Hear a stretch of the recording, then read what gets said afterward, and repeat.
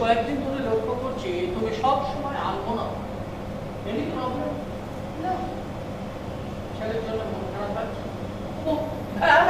তারপর তো আমরা সারা হাত পা দুই বুড়ো বুড়ি তীর্থে তীর্থে ঘুরে বেড়াবো, পুণ্য অর্জন করবো। কতগুলো বিভিন্ন জায়গায় কতগুলো মাটির পুতুলকে প্রণাম করলে কি পুণ্য অর্জন করা হয়ে গেল? আচ্ছা, তুমি কি বলতে চাইছো এখানে বলবো বলেই তো কাল সবাইকে ডেকেছি। ও, আমারও আগে জানার কোনো অধিকার নেই। অধিকার তো কেউ কাউকে দেয় না, অধিকার অর্জন করে নিতে হয়। বুঝলাম, তবে ময়ূরকে বোধহয় না ডাকে ভালো। কেন? জানিনা তুমি কি বলবে, আপনারা সে তো অন্য বাড়ি। শোনো, আমার কাছে পর্ণা সাগ্নিক যা, ময়ূর তাই। দুদিন বাদে সাগ্নিক একটা পরের বাড়ির মেয়েকে বিয়ে করে বাড়িতে নিয়ে আসবে, তখন কিন্তু সেও আমার পর্ণার সমানই হবে। পর সবসময় পরই হয়, আপন কখনোই নয়। সে তোমাদের কাছে, আমার কাছে নয়। তাই যদি হতো তাহলে রাস্তা থেকে মালিকটাকে তুলে নিয়ে এসে আমি মানুষ করতে পারতাম না। কোকিল কাকের বাসায় এসে ডিম ফেটে যায়, তাই বলে কোকিল কিন্তু কোনোদিন কাক হয়ে ওঠে না। সে একদিন কুহু ডাক ডেকে উড়ে চলে যায়। সেখানে তো কাকের জয় গো। পৃথিবীর সমস্ত আবর্জনা খেয়েও সে কোকিলের যশোদা মা হওয়ার হিম্মত রাখে। জবাকা, অনেক রাত হয়েছে, তুমি গিয়ে শুয়ে পড়ো, যাও। না, আজকে রাতটা আমি ভাবছি জেগেই কাটিয়ে দেব। কারণটা জানতে পারি? অনেকদিন সূর্যোদয় দেখি না।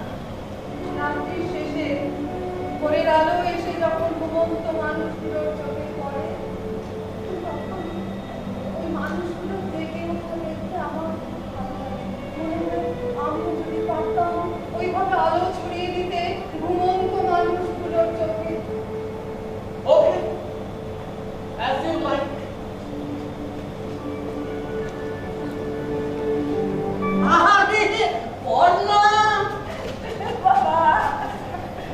ঠিক আছে মা। কেমন আছো? কেমন আছিস মা? ভালো আছি। বলছি, মা কোথায় গো? দেখি মন্দিরে গেছে। ও, আর হঠাৎ বলো? সেটা তোমার মায়ের ব্যাপার, কিন্তু দুজন দিদিভাই আছে। আজকে ময়ূরের গানের ক্লাস আছে, তাই ওকে আর আচ্ছা আচ্ছা। বাবা, ভাইয়ের তো আসার কথা ছিল, বুঝেছি। ওর নামে এসে পড়ছে। আর পানি পাইনি? তাছাড়া কোথায় যাবে? প্লিজ বাবা, আমাদের বলো না, একটা অসহায় ছেলে। হ্যাঁ, এটাই হচ্ছে তোমাদের বড় মুশকিল। আমি সোজা সাপটা কিছু বলতে গেলে তোরা কিন্তু সেটাকে বাঁকা করে বলবি। এখন থেকে বলুন, আপনি সব কথা বাঁকা ভাবে বলবেন আর ওরা সব সোজা ভাবে ধরে নেবে। এটা তুমি ঠিক বলেছো ময়ূর। আরে দিদি ভাই, কখন এলে? এই তো, কেমন আছিস? ভালো। জানো, চা না কফি? যা, তাও অনলি লিকার। তোমার পড়াশোনা কেমন চলছে মানি? ভালো। Very good. যাই, আমি চাটা করে দিয়ে আসি। মেসমশাই আপনি? না, চল, আমি যাই। আরে তুমি বসো না, এতটা জার্নি করে এলে। তাতে কি হয়েছে? বেশি কথা বলবি না। চল চল চল চল। তারপর ময়ূর, তোমার কাজকর্ম কেমন চলছে?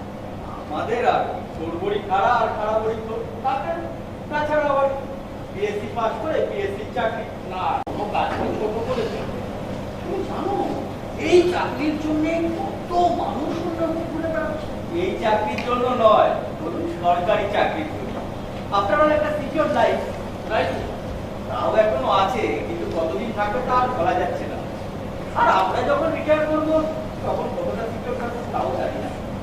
আর ঠিক, সরকার প্রতিনিয়ত যেভাবে তাদের স্ট্র্যাটেজি চেঞ্জ করছে, তবু সরকারি চাকরি তো হ্যাঁ, সোনার পাথর বাটি আর পাথর কাটি বলা কি ঠিক, বরং বলতে পারো তোমরানো সোনার আংটি। যাকে মাথায় সমস্ত কথা। আর দিদি ভাইয়ের কথা বলছো, কতদিন দিদি ভাইয়ের সাথে দেখা হয়? ব্যস্ত তিরু, এক বাড়িতে থেকে আমার সঙ্গে ঠিক করে দেখা হয় না। সকালে টিউশন, দুপুরে স্কুল, বিকেলে হয় গান হয় না, না হলে কম্পিউটার ক্লাস, নইলে আবৃত্তি ক্লাস, আর সন্ধ্যাবেলায় আবার টিউশন। আর সব শেষে ক্লান্ত বিধ্বস্ত শরীরটাকে কোনোভাবে বিছানায় এগিয়ে ও চাই। তবে মনু, এখনকার বাচ্চারা কিন্তু অনেক বেশি স্ট্রেস নিতে পারে। তাই তো তারা আর বাচ্চা থাকে না। এই ব্যস্ততার মাঝখানে দিশাহারা হয়ে কখন যে তাদের মধ্যেকার সুকুমার প্রবৃত্তিগুলো হারিয়ে যায় তা তারা নিজেরাও বুঝেছে, আর আমরাও বুঝতে চাই না। এছাড়ার উপায় কি আছে বলো? যে গতিতে সবাই ছুটে চলেছে, তাদের সঙ্গে পাল্লা দিয়ে ছুটতে তো হবে, আর তা নাহলে তো পিছিয়ে পড়বে। আর ছুটতে ছুটতে যখন হাঁপিয়ে উঠবে তখন এক গ্লাস হেলথ ড্রিঙ্কস, আবার দৌড়। যা, খুব ভালো তাহলে। এই শোন, আমার সাথে কি তোর কোনো শত্রুতা আছে? মানে মানে দিব্যি শেষে ঘুমোচ্ছিলাম, এর মধ্যে মানিককে দিয়ে চা পাঠানোর কোনো দরকার ছিল? আরে কটা বাজে খেয়াল আছে? আরে সেই জটাই পাবে, আমি তো আর চার্জ করতে যাবো না। Are we together and we trying? Let's say that healthy, wealthy and very good. পরিবর্তন মাসিক ওই না তো। আচ্ছা, কোনো পরিবর্তনই তোমার চোখে ধরা পড়ে না? তেমন কিছু। তবে হ্যাঁ, এই বেশ কিছুদিন ধরে না একটা জিনিস লক্ষ্য করছি, মাসি মাঝে মধ্যেই না কেমন যেন একা একা হয়ে যায়, চুপচাপ একা একা বসে থাকে, একা একা বসে না কিছু একটা ভাবে। আচ্ছা, বাবা আর মায়ের মধ্যে কি কোনো ঝগড়া বা অশান্তি? না না, মাসি আর মেশোর মধ্যে কোনো ঝগড়া বা অশান্তি হয় না। মেশোই বরং মাঝে মাঝে মাসিকে বেড়াতে নিয়ে যেতে চায়, মাসি যেতে চায় না। এই তো কদিন আগে একটা বিয়ে বাড়িতে নেমন্তন্ন ছিল, দিব্যি জেল্লা দিয়ে ঘুরে বেড়াচ্ছে। তার যেমন রুচি, কেউ হইচই ভালোবাসে, কেউ একা থাকতে ভালোবাসে। একা থাকতে, এই একা থাকতে কারোর আবার ভালো লাগে না।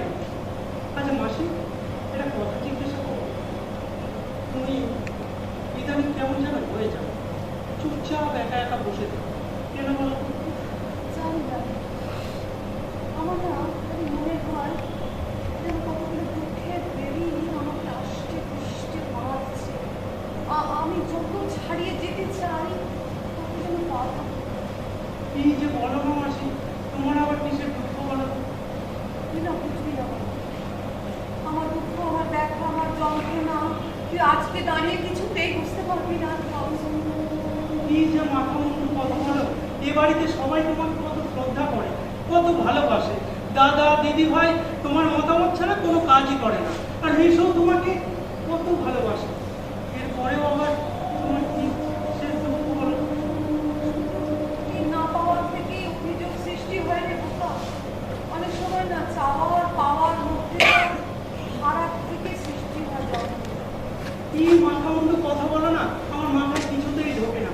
তোমাকে না সবার ঈর্ষা করা উচিত। তুই ভুল করছিস, তুই খুব ভুল করছিস। দেখ, আমি না এসব চাই না। আমি চেয়েছিলাম ছড়িয়ে পড়তে, এই যে চার দেওয়ালে এই যে গন্ডি আমাকে না শ্বাস করতো, আমার দম আজকে আসে।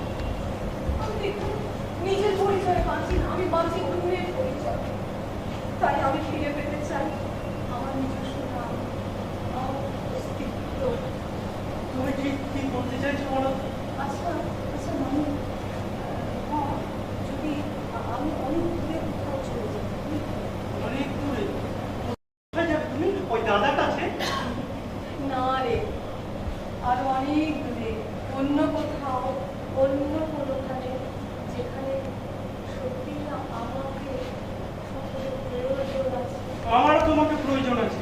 এই পরিবারের সবার তোমাকে প্রয়োজন আছে। দাদা দিদি ভাই মেশো সবাইকে ছেড়ে কোথায় যাবে তুমি? যেখানে সকলে আমাকে আমার নামে চিনবে, যেখানে আমার পরিচয় হবে স্বতন্ত্র, যেখানে আমি কারো নির্দিষ্ট কারো মেয়ে নই, বউ নই, মা নই। সে এক বৃহত্তর সংসার। কি যে মাথা মুন্ডু বলো না, এই ঘরের মধ্যে একা একা বসে থাকি না, তোমার এইসব উদ্ভট চিন্তা মাথায় আছে। এখানে বসো তো, এখানে বসো, শোনো না, এখানে বসো। অনেকদিন না তোমার গলায় কোনো গান শুনি, একটা গান করো না শুনি। তুই গান কর। আরে তুমি থাকতে আমি, তুমিই করো না। কি গান গাইবো রে বাবা? ওই যে ওই অন্ধ জনে দেহ আলো, মৃত জনে দেহ প্রাণ। ও বাবা, এই গানটা তো খুব প্রিয়, জানো? হ্যাঁ,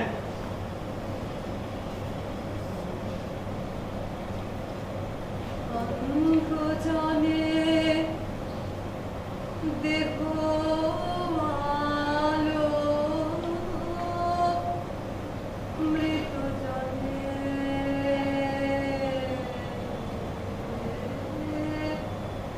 দেহ প্রাণ। তুমি করুণামৃত সিন্ধু,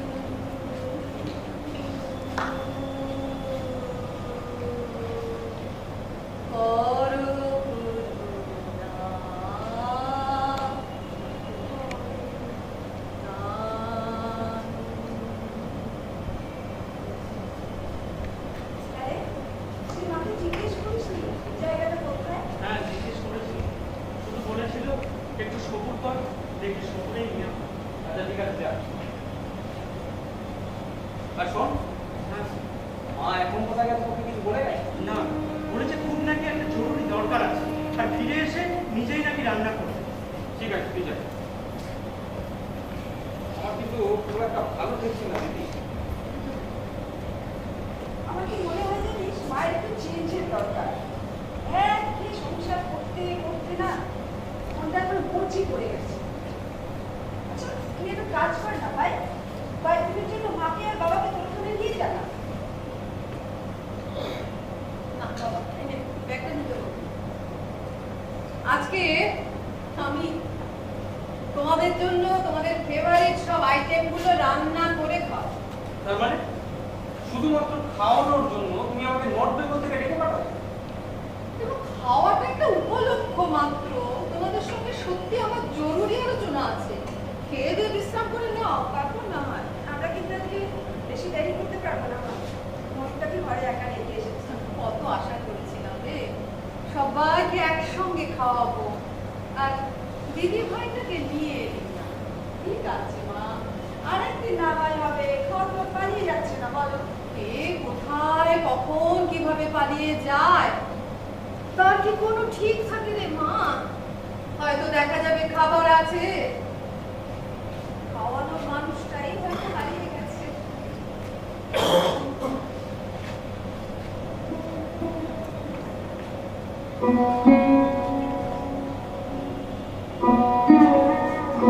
ছিলেন, কিন্তু আমাদের মনে হয়েছিল যে আপনি একমাত্র মানুষ যে কিনা শুধু অর্থের জন্য নয়, মানবিকতার খাতিরে ওই সমস্ত অনাথ শিশু কিশোরের মা হয়েছিলেন। এবং আমি না একবারও বলছি না যে আমি দেখুন, আমি বা আমরা আপনাকে কখনো জোর করতে পারি না যে আপনি আমাদের কাছে আসুন, কিন্তু একটা কথা মনে রেখে দেবেন, আপনি কি শুধুই দু একজনের মা হয়ে বা কারো স্ত্রী হয়ে বেঁচে থাকতে চান, নাকি চান হাজার হাজার লাখ লাখ অনাথ অসহায় শিশু কিশোরের মা হয়ে মাদার টেরেসার মতন বাঁচতে? আপনি যে কিছু বলেন না সমীরণ বাবু। কোথায় তারা, কোথায় আমরা?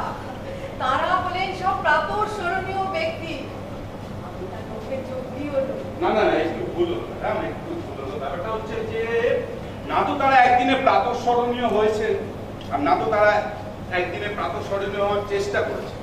তারা তো তাদের সেবা করে গেছে, আর এতটাই সততার সঙ্গে করেছেন যে আজও আমরা তাদেরকে স্মরণ করি। আমরা সংসারী মানুষ, হুম। তারা হলেন সন্ন্যাসিনী।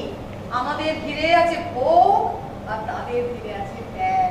এই ত্যাগটাই নামা, আপনার মধ্যেও আছে ত্যাগ। তাই জন্য তো এই সংসারের সবাইকে ভালো ভালো বড় বড় জিনিসগুলো খাইয়ে নিজে তলানিটা খাচ্ছেন। এটা কি ত্যাগ নয় মা? এটাই তো সংসারের নিয়ম বাবা। আমার তো মনে হয় পৃথিবীর সমস্ত মায়েরাই এটা করে। এই ত্যাগটাকে একটু বৃহৎ স্বার্থে করে দেখুন, তাহলে দেখবেন কত কান্না ভেজা মুখে ফুটে উঠবে হাসি, কত অসহায় মুখে ফুটে উঠবে আশা। এই বয়সে এসে এখন পারবো না। বয়সটা তো কোনো ফ্যাক্টর নয়, ফ্যাক্টর হচ্ছে আপনার ইচ্ছেটা। আপনি নিজেই নিজেকে জিজ্ঞাসা করুন, আপনি কি চান? আপনি কি কোনো একজনের স্ত্রীর গর্বে গর্বিণী হয়ে বাঁচতে চান, দু একজনের মা হয়ে বাঁচতে চান, নাকি চান বৃহৎ স্বার্থে নিজেকে উজাড় করে দিয়ে জগৎ জননী রাখা? একটা এত বড় একটা দায়িত্ব নিতে? কে বলেছে তুমি সামান্য মহিলা?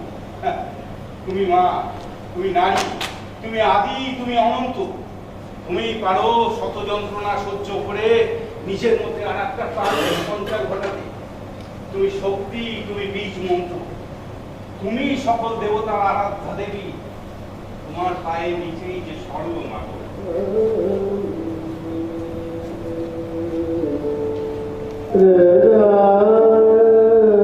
মায়ের মাথায় এই অনাথ সেবার ভূততান্ত্র চাপতো না।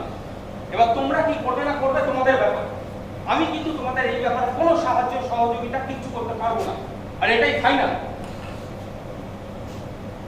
সরি, এইভাবে বলাটা হয়তো আমার ঠিক হয়নি, কিন্তু সহযোগিতার নামে ধান্দাবাজি সেটা আবার আমার ঠিক আসে না।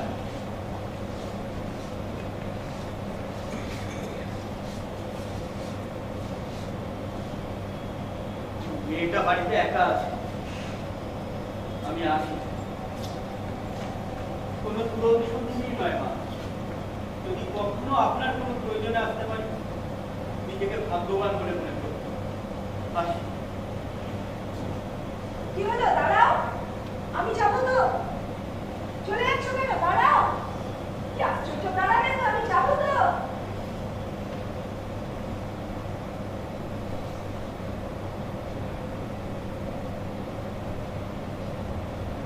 আমি একটু বেরোচ্ছি, যদি কিছু নিয়ে আসার প্রয়োজন হয় তো বলবো। না, কিছু আনতে হবে না। আজকে কি না বেরোলেই না। মানুষ বিয়ে করে শুধুমাত্র যৌবনকে ভোগ করার জন্য নয়, বৃদ্ধ বয়সে একে অন্যের সাহারা হওয়ার জন্য। আমি তোমাকে একবারও বলছি না এখান থেকে যাওয়ার জন্য, তুমি তো আর আজ আমাদের জন্য নও। একটা কথা মনে রেখো, জীবনের শেষ নিঃশ্বাস ফেলা পর্যন্ত আমি তোমার সঙ্গে আছি।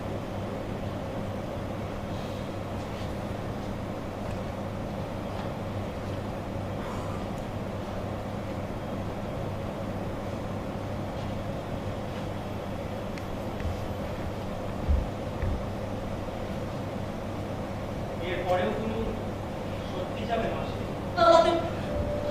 আর আমাদের সেন্টিমেন্ট গুলোকে ওরা কবি ধরে ক্যাশ করে এসেছে। আমরা বোকার মতো আমাদের জীবন, যৌবন, স্বপ্ন সবকিছুকে বিসর্জন দিয়েছি ওদেরকে বড় করে তোলার জন্য, ওদেরকে সমাজে চলার উপযুক্ত করে তোলার জন্য। শোনো, বাবা মা হিসেবে এটা আমাদের কর্তব্য ছিল। কর্তব্য শুধু আমাদের, ওদের কোনো কর্তব্য নেই। পরে আমাদের ইচ্ছে তুলে গোলা টিপে ধরে হত্যা করবে, আমার হচ্ছে আমার বাড়িতে আশ্রয় দিচ্ছি। বেশ করেছি, বেশ করেছি। আমি আমার টাকায় আমার বাড়িতে আরো 100টা মানিককে নিয়ে এসে রাখবো, তাতে কার বাবার কি? তুমি সত্যি এবার অসুস্থ হয়ে পড়ছো। চলো চলো, তুমি সবাই চলো তো, চলো।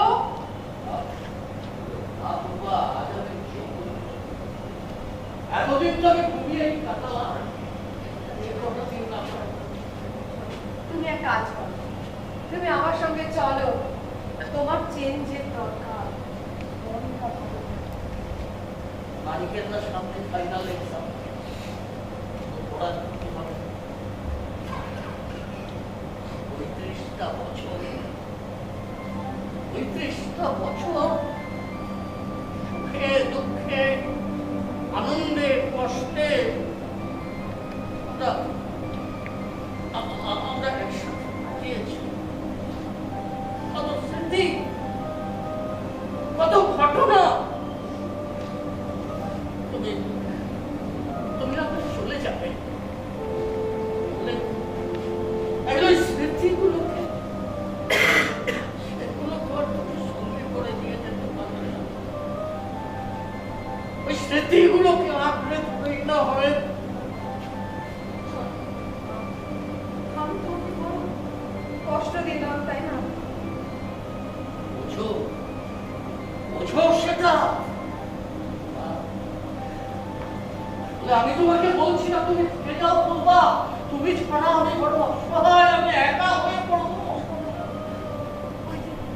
ওই যে কচি কচি মুখগুলো, যাদের কেউ নেই, যাদের কেউ ভালোবাসে না, যাদের কথা কেউ ভাবে না, কেউ না।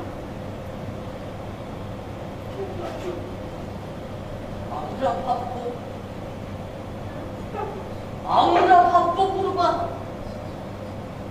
এজন্য তো ঘর ছাড়ার কোনো প্রয়োজন নেই। এই ঘর থেকে তো পারি আমরা আমাদের নতুন জীবনটাকে শুরু করতে।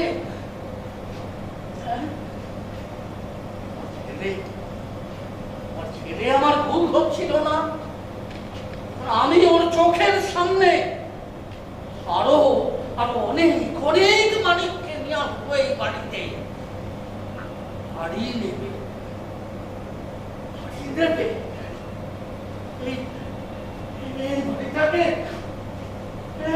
এই বাড়িটাকে আমি একটা অরফ্যান হোম বানাবো। আমি একটা অরফ্যান হোম বানাবো। তারপরে আমরা যখন থাকবো না, আমাদের হাতে গড়া শত শত মানিক